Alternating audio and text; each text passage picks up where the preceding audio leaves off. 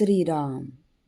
साधक हो, सध्या आपण सोमवार ते शनिवार श्री ब्रह्मचैतन्य गोंदवलेकर महाराज यांच्या परंपरेतील साखरखेर्डा येथील संत परमपूज्य श्री प्रल्हाद महाराज यांचे श्री देवीदास अमृत मोहरीला लिखित संक्षिप्त चरित्राचा आस्वाद घेत आहोत.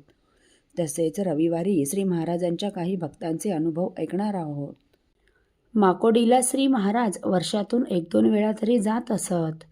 तेथील अनेक मंडळींनी महाराजांकडून अनुग्रह घेतले होते. त्यात बऱ्याच लहान मुलांनीही श्री महाराजांकडून अनुग्रह घेतले. श्री महाराज या लहान मुलांना बाळगोपाळ मंडळी म्हणून संबोधित असत. त्या बाळगोपाळ मंडळीत नारायण पोद्दार नावाचे महाराजांचे एक निष्ठावंत व श्री महाराजांवर दृढ श्रद्धा असणारे भक्त होते. लहानपणीच त्यांना श्री महाराजांचा अनुग्रह मिळाला होता. साधारण सन 1953-54 साली त्यांच्या गावातील मंडळींनी गावात एक नाटक करण्याचे ठरवले होते आणि त्या नाटकात नारायण पोद्दार हे एक स्त्री भूमिका वठविणार होते. ही गोष्ट कुणाकडून तरी श्री महाराजांच्या कानावर आली तेव्हा श्री महाराजांनी त्यांना एक पत्र पाठविले. त्यात श्री महाराज लिहितात, अशी ही गोष्ट माझ्या कानावर आली आहे. बहुतेक हे खरे नसावे, कारण आपण श्रींची लेकरे आहोत आणि आपणाला सद्गुरू श्री रामानंद महाराजांनी पदरात घेतले आहे. तुमच्या आईवडिलांनी पाळण्यात मोठ्या आवडीने आपले नारायण असे नाव ठेवले आहे. नारायण म्हणजे भगवान नारायण, भगवान विष्णू, भगवान सूर्यनारायण.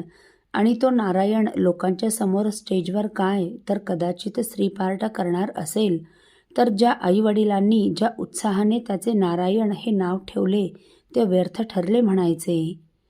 आपला मुलगा नारायणाप्रमाणे काहीतरी प्रतापी व्हावा, त्याने काही पुरुषार्थ गाजवावा, भगवान सूर्यनारायणाप्रमाणे त्याचे काही अंशी तरी तेज पसरावे, त्याच्या पुरुषार्थाचा थोडा तरी उजेड पडावा, अशी आईवडिलांची ज्याबद्दल अपेक्षा तो नारायण आज आपल्यासमोर व लोकांसमोर लुगडे काय नेसतो. आणि शास्त्र तर असे सांगते की कुणी पुरुषाने स्त्रीवेश घेतलेला जरी पाहिला तरी पुरुषांनी सचैल स्नान करावे.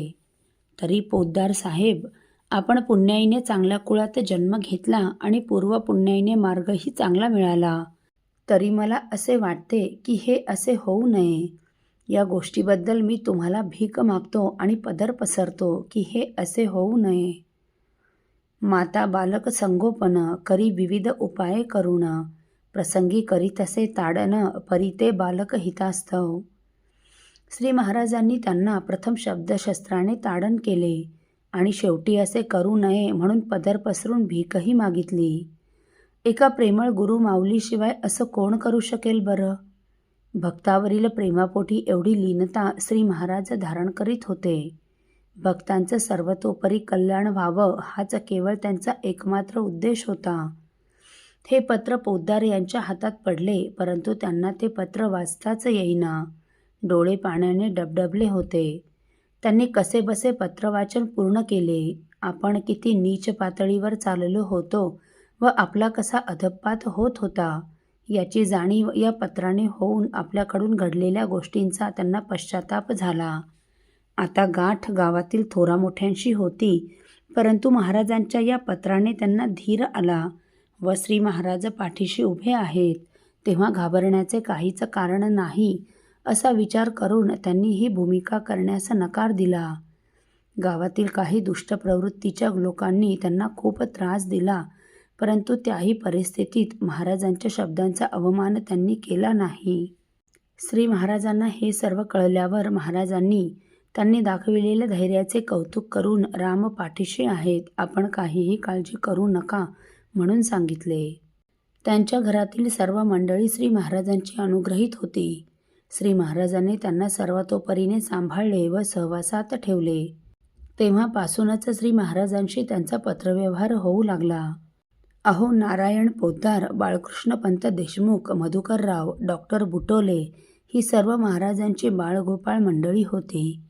या सर्वांचं जसं श्री महाराजांवर प्रेम होतं ना, तसंच किंबहुना त्याहीपेक्षा कितीतरी जास्त प्रेम श्री महाराज त्यांच्यावर करीत होते. ही सर्व मंडळी दासनवमी उत्सवात माकोडी ते साखरखेर्डा अशी पायीवारी करत असत. तेव्हा श्री महाराज त्यांना गरम पाणी करून व त्यात मीठ घालून पाय शेकायला सांगत. ज्वारीच्या लाह्या भाजून फोडणी घालून त्यांना खायला देत. ते उघडे झोपलेले दिसले तर रात्री त्यांच्या अंगावर पांघरून घालीत.